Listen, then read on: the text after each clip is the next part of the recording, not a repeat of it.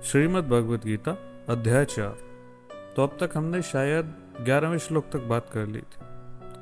अब आगे से बात करेंगे, मतलब अगले श्लोक से। तो माधव अगले श्लोक में कहते हैं कि इस मनुष्य लोक में लोग देवी देवताओं को भजते हैं, मतलब उनको भजते हैं कि जो उनके कर्मों के फल उन्हें शीघ्र दे सकें। आपने देखा होगा कि अगर किसी का कोई काम नहीं बनता है तो वो अपने इष्ट देव को ऐसे बदलता है जैसे कपड़े बदल रहा हो। यहाँ काम नहीं बना तो उस देवता के पास चले गए, वहाँ काम नहीं बना तो उस देवी के पास चले गए। तो ये आदमी की फितरत है। तो भगवान यही बात कहते हैं कि मनुष्य लोक में कर्मों के फल को चाहने वाले लोग विभिन्न देवी देवताओं को भजते हैं, क्योंकि इससे उन्हें कर्मों का फल शीघ्र प्राप्त हो जाता है। माधव अगले श्लोक में कहते हैं, चातुर्वर्ण्यम मया सृष्टम गुण कर्म विभागशः तस्य कर्ता रमपि माम विद्य कर्ता रमव्ययम।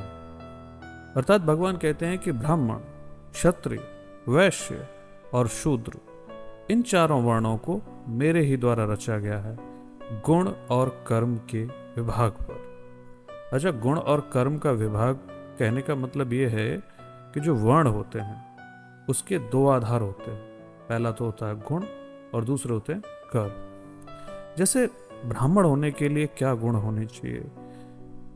अगर आपको याद हो तो मैंने जो गुण वाली वीडियो थी एक पुरानी, उसमें मैंने बताया था सत्व, रज और तम गुण के बारे में। जिनमें सत्व गुण की प्रधानता होती है वे ब्राह्मण कहलाते हैं, और जिनमें सत्व और रज दोनों गुण मिश्रित होते हैं पर रजोगुण की प्रधानता होती है वे क्षत्रिय कहलाते हैं, तथा जिनमें रज और तम गुण दोनों मिश्रित होते हैं पर रजोगुण की प्रधानता होती है वे वैश्य कहलाते हैं, और जिनमें रज और तम दोनों मिश्रित होते हैं पर तमोगुण की प्रधानता होती है वे शूद्र कहलाते हैं। अब इन चारों वर्णों के लिए ही इनके अपने अपने कर्म निर्धारित किए गए होते हैं। अब ऐसा नहीं है कि इनमें से कोई ऊंचा है या नीचा है, वो बातें कर्म तय करते हैं।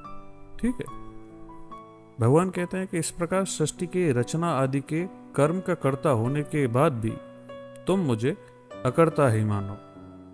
कारण, क्योंकि मेरी कर्म में आसक्ति नहीं है, कर्म के फलों में मेरी स्पृहा नहीं है। स्पृहा किसे कहते हैं वो शायद मैंने एक वीडियो में बताया था। स्पृहा को आप कामना का ही सूक्ष्म रूप समझिए।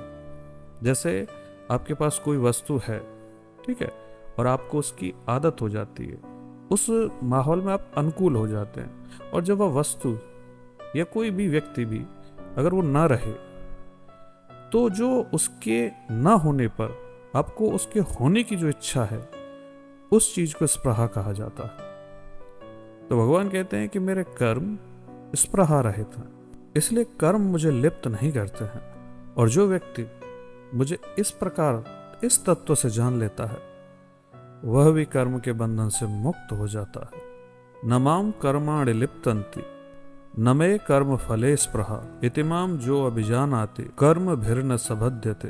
तो ये वही श्लोक है जिसका अर्थ मैंने भी कहा। माधव अगले श्लोक में कहते हैं कि पूर्व काल में भी मुमुक्षुओं ने इस प्रक्रिया को जानकर, इस कर्म को जानकर, इस तत्व को जानकर कर्म किए हैं, तो तुम भी वैसे ही पूर्वजों के द्वारा किए जाने वाले कर्म को करो। मुमुक्षु का अर्थ होता है कि जो संसार से विरक्त हो चुका है, जिसको जन्म मरण के बंधन से मुक्ति चाहिए और जो परमानंद की प्राप्ति करना चाहता है, सादर्शल शब्दों में जो मोक्ष की प्राप्ति चाहता है, उसे मुमुक्षु कहा जाता है। तो माधव कहते हैं कि मुमुक्षु जो होते हैं, जो मोक्ष की इच्छा रखते हैं, वे लोग इस प्रकार कर्म करते हैं।